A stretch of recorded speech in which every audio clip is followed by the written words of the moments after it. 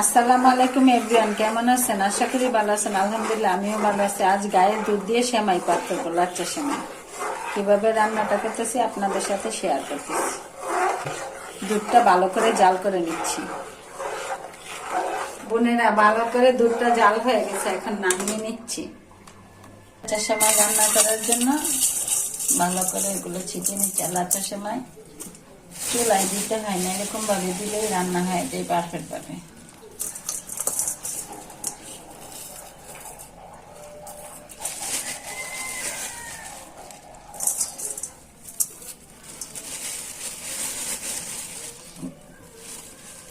দুধটা ভালো করে চিনি দিয়ে, এলাচ দারচিনি দিয়ে জাল করে নিতে হয়।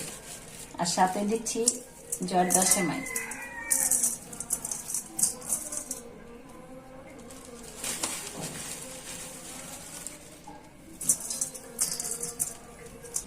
দুধটা ভালো করে দিয়ে দিচ্ছি।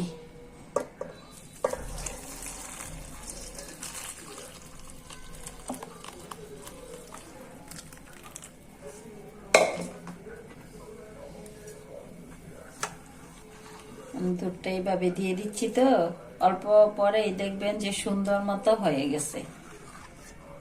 এরকম দুধ বাসা বাসা থাকবে না, দুধটা সেমাইটা খেয়ে ফেলবে। চিনি দুধ সবকিছু ঠিক আছে। এখন একটু ঠান্ডা হোক, পরে কিশমিশ দিয়ে দিব। এই যে দেখুন বোনেরা, দুধটা ঢেলে দিয়েছি। আর লাচ্চা সেমাই পাক করলে চুলার উপরে না, চুলার থেকে নামিয়ে দুধটা ভালো করে জাল দিয়ে এরকম ভাবে দিবেন। দেখেন কি সুন্দর ঘন হয়ে গেছে। ঠান্ডা করে নিচ্ছি। আর মনে করেন ফ্রিজে রাখলে তো সেই স্বাদ লাগে। এখন কিশমিশ গুলো দিয়ে দিচ্ছি।